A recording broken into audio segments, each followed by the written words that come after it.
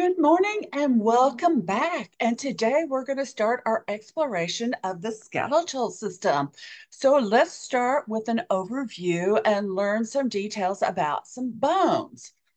So when we're talking about the skeletal system in adults, we're talking around 206 bones. There is no exact number because the number of bones you have depends on how old you are. As we age, different bones will fuse, and so the number is always in flux.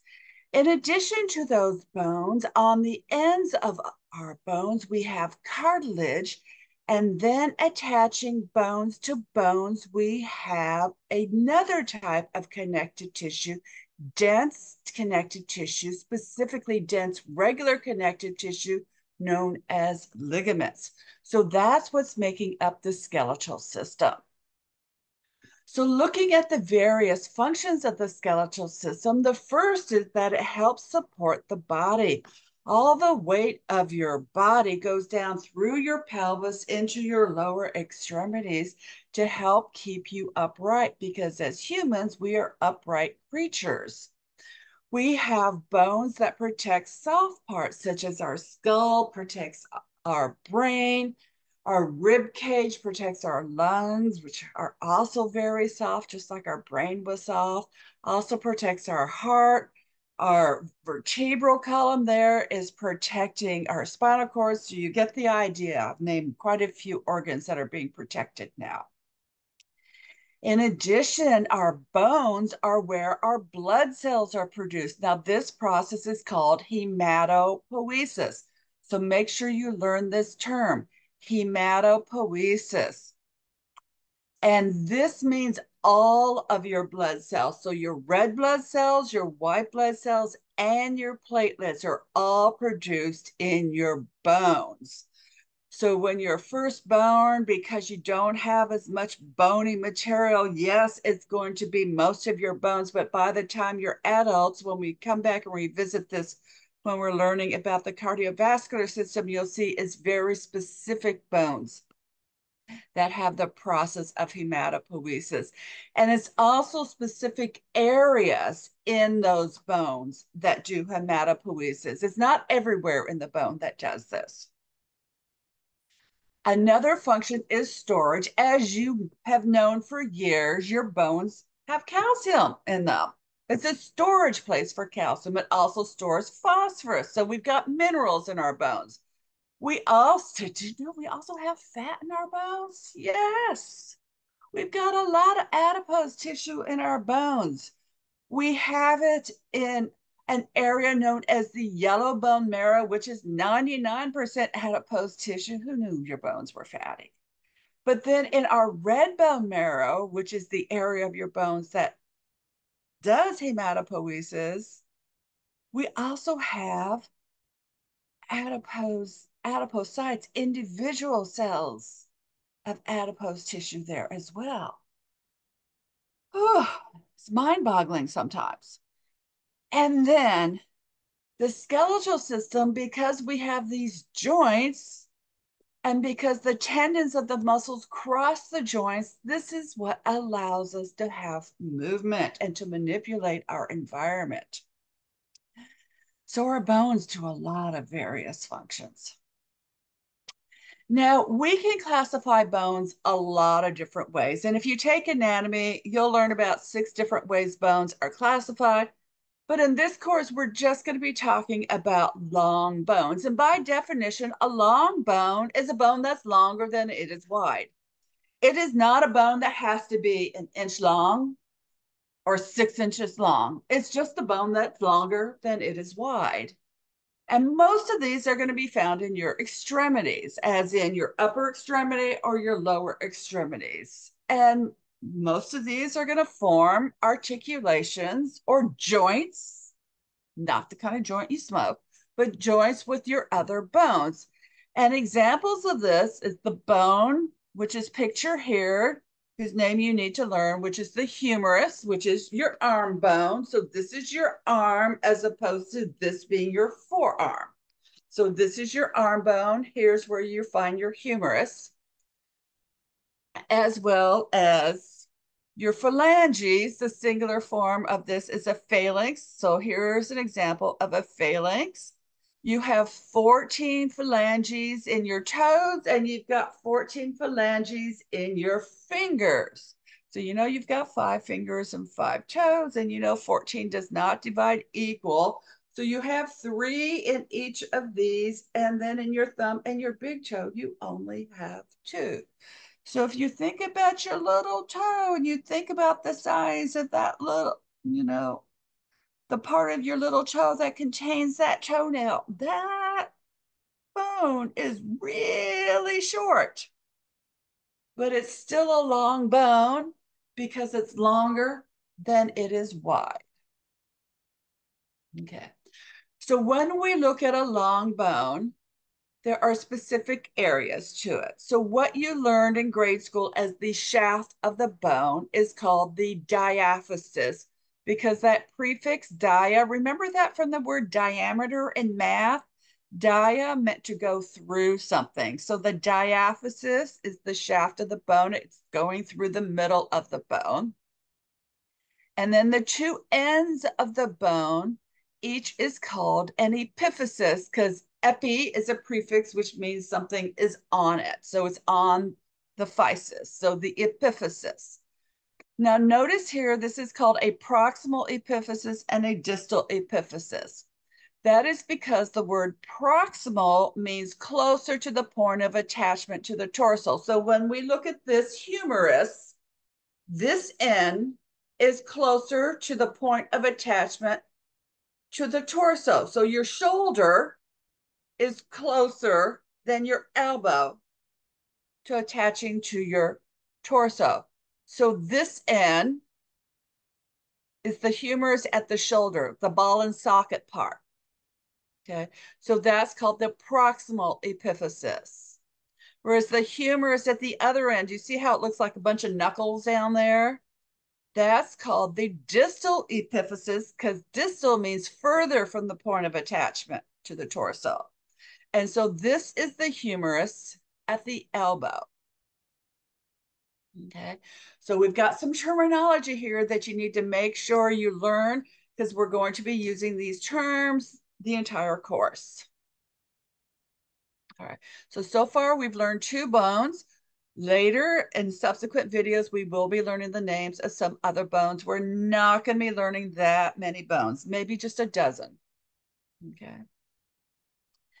Continuing on with our long bone anatomy, now we've cut a bone in half along its length, and we're going to learn some other structures.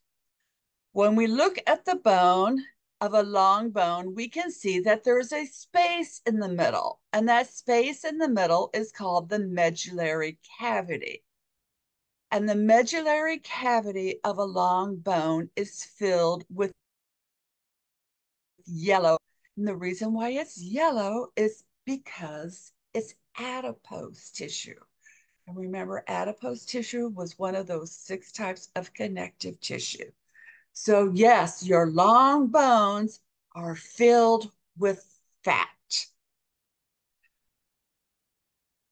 Continuing on, when we look at the 2 epiphyses, the proximal epiphysis and the distal epiphysis, what you'll notice is it's showing it covered with blue, as opposed to here in the diaphysis where it's showing it covered in gray. Anytime you're seeing blue on the edge of a bone, that's showing you that there's cartilage there. And so this is where the articulation is going to happen. And the type of cartilage that we have at an articulation is hyaline cartilage. So I'm going to come back and review this, I think, in the next video. So if you don't remember it from when we talked about the 3 types of cartilage and connective tissue, we will be reviewing it again quickly. Okay, so we have articular cartilage at the 2 epiphyseal ends. And then in the diaphysis, that is completely covered with periosteum. And so periosteum is a dense, irregular connective tissue. In other words, it has lots of collagen fibers, but in different directions. And this is super glued to the surface of the bone to help protect it. Now, you also can see that this is where blood vessels will be entering the bone, because recall that I said that bone did have nutrition through blood vessels, whereas cartilage did not. So the way the articular cartilage is going to get its nutrition is going to be from diffusion from the underlying bone. But the bone has a direct blood supply. Okay. Continuing on, here you can see that there is a solid piece of bone between the diaphysis and the epiphysis, and this is called the epiphyseal line. We will come back to it in a later set of videos when we talk about bone formation, and I will show you how this epiphyseal line is formed. Okay.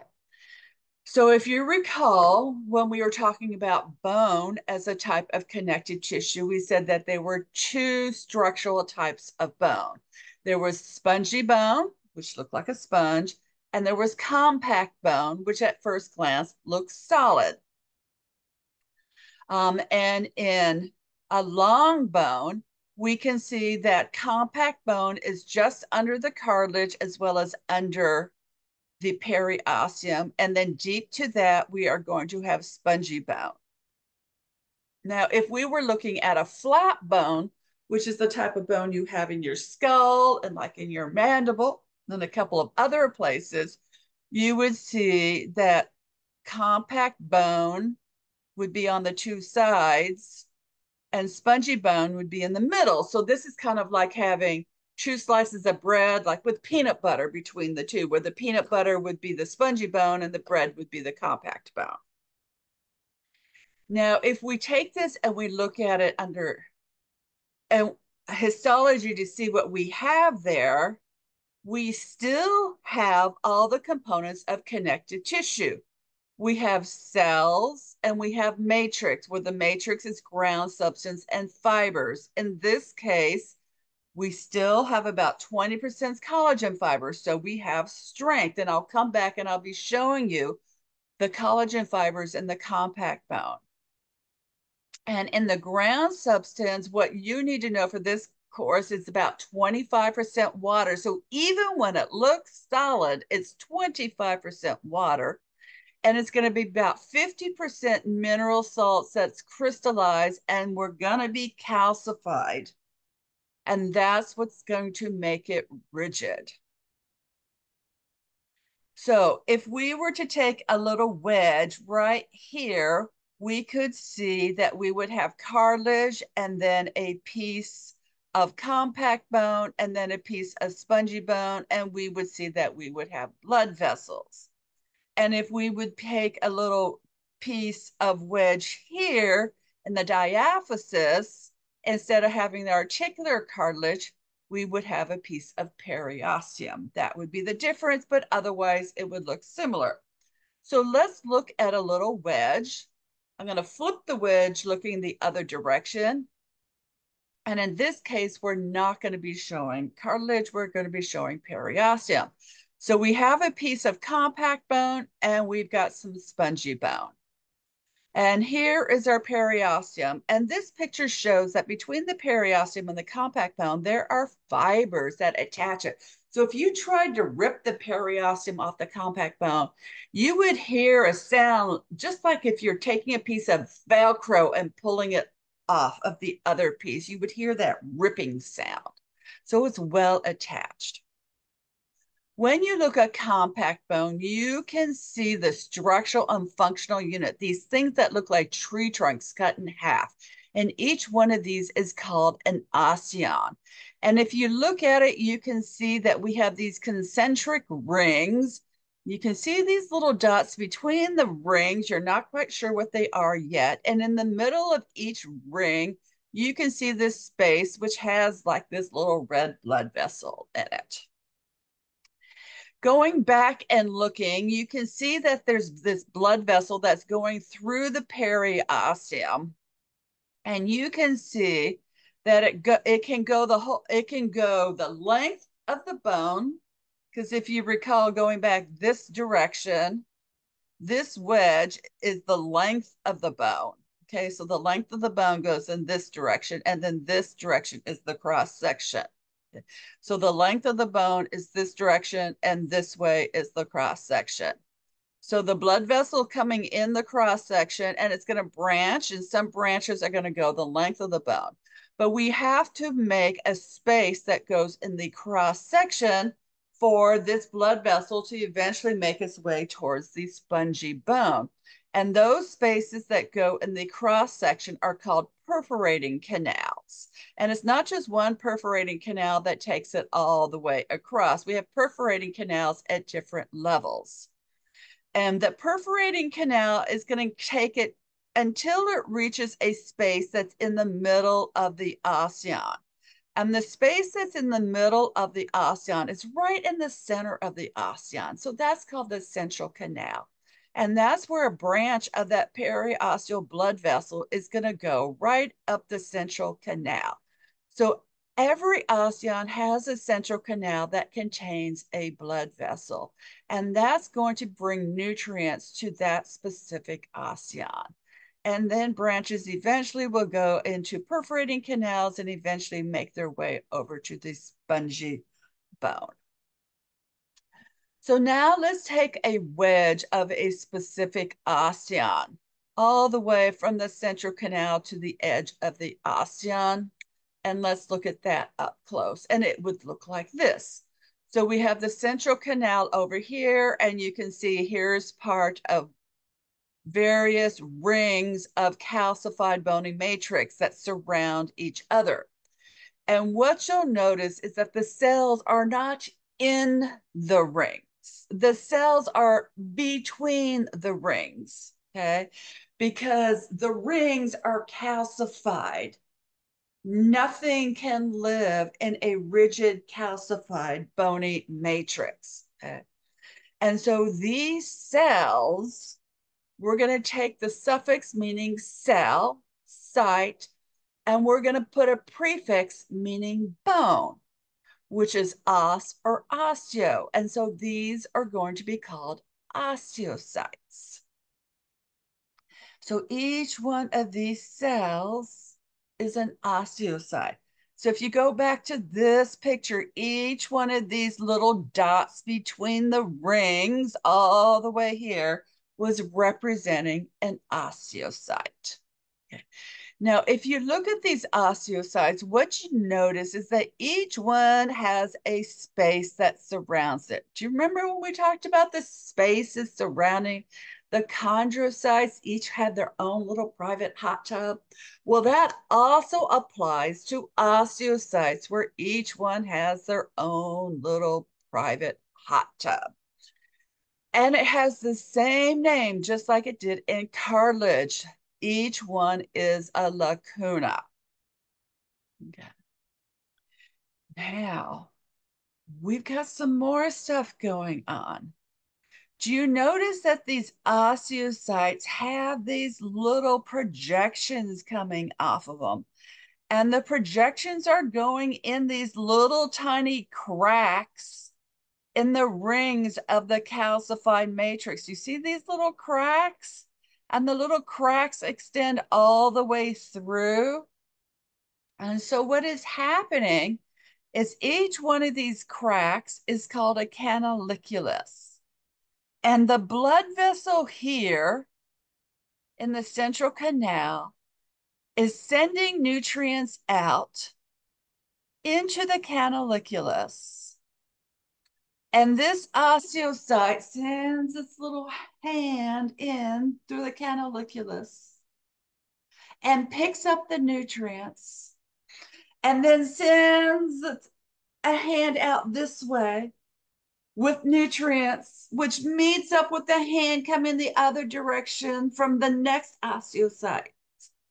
As you can see right here, this osteocyte has sending nutrients, which is meeting up with this osteocyte.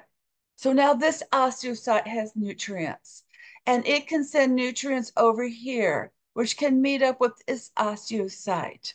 So now this one has nutrients, and now it can send nutrients over here, and it can meet up with the next osteocytes. And this is how compact bone osteocytes can all get nutrients from that one blood vessel in the central canal. All right. So that was a great cartoon drawing. So now let's see how this would look like in a photomicrograph. So once again, recognize your tree trunk cut in half. You can see the space in the middle. You can see what looks like tree rings, and then you see these things that look like dark spiders with spider legs. Okay, so the entire tree trunk is the osteon. Okay, so that is comparable to this. Now, in this case, it's osteon. Each ring has been pulled out, so it kind of looks like a wedding cake as opposed to pushing down. And so in the osteon, each ring of calcified, okay, so in the osteon, the space in the middle, sorry, let me do this first. Space in the middle is called the central canal. And not only does it have a little artery bringing nutrients in, it has a little vein taking waste products out, and it also has a little nerve. So it's innervated. So if you break this, there is pain. Okay. So this is totally different than cartilage. Cartilage did not have a blood supply, and cartilage was not innervated. Okay. Now, each little layer, each little ring is called a lamella. So this is a lamella, this is a lamella, and this is a different lamella. Here you can see one, there's another second one, there's a third one, there's a fourth one, here's a fifth one, there's a sixth one. Okay, so there's lots of lamella. Now, the advantage of looking at this one in the wedding cake format is in this lamella, do you see these blue stripes? And on this one, they're going this direction. On the next lamella, they're going the 90 degrees. And on the other lamella, they're back to the original direction. Those blue stripes are showing the direction of those collagen fibers I told you that compact bone had. And the reason for that is if there's any twisting of the bone, you will only have microfractures in the one direction, and every other lamella would be resisting that twisting. So you would only get microfractures until you had massive twisting occurring. So that is a good thing. Okay, continuing on with our microanatomy, these dark spaces are to indicate the lacuna in which you would have the osteocytes. Now, we can't see the osteocytes in the light microscope. We would have to have an electron microscope photograph to see that. But those little spider leg things that you can see all over, those are the cracks in the lamella. So each one of those is representing a canaliculus. Okay. So make sure you know all of this terminology. Okay. Now compare that to spongy bone. Okay, so here is the gross picture, and here is the photomicrograph with a light microscope. And the first thing you notice is there are no osteons. Fantastic. So now we need to stop and say, what do we see? Well, we see bony spicules, what are known as trabeculae, bony trabeculae. And among them, we can see these dark spots, and these dark spots are basically the lacunae where the osteocytes are trapped in the calcified matrix. Now, if we look here, all along the edges of the bony trabeculae, you can see a lot of dark black spots here and along here and along here and along here. And what that's representing are the osteoblasts, the bone builders, because the bone has to be built from the edges, because once it's trapped, they are mature osteocytes. So the osteoblasts are on the edges of the bony trabeculae. And this clear space right here, this is a red marrow space. This is where hematopoiesis is going to occur. So this is what this place right here looks like, where they have taken spongy bone that has been rinsed off, where all the red bone marrow has been rinsed off. This is not what it looks like if we were to take it out of your body. If we were to take it out of your body to do like a bone marrow biopsy, the red marrow would be there. So the third picture shows what it looks like, okay, in your body. So here's what a bone marrow biopsy would look like. Here's the surface in the upper right-hand corner. Okay, you can tell that because there's nothing up there in the corner. So this is periosteum on the outside of the bone. This paler pink area, this is compact bone. I know it's slightly harder to see. The tree trunk's cut in half, and that's because we're on a really low power so that I can show you the other stuff. If we go to the bottom left-hand corner, do you see this paler pink thing that looks kind of like a branch of a tree? That is a bony trabecula that's there. Now, do you see all these darker purple cells? And then you have these single little, look like clear punched out things. Well, the clear punched out things are individual adipocytes, individual fat cells, because the clear area is the part that is filled with fat globule. All of the dark purple cells are all of the precursor cells for the process of hematopoiesis. So that is your red bone marrow.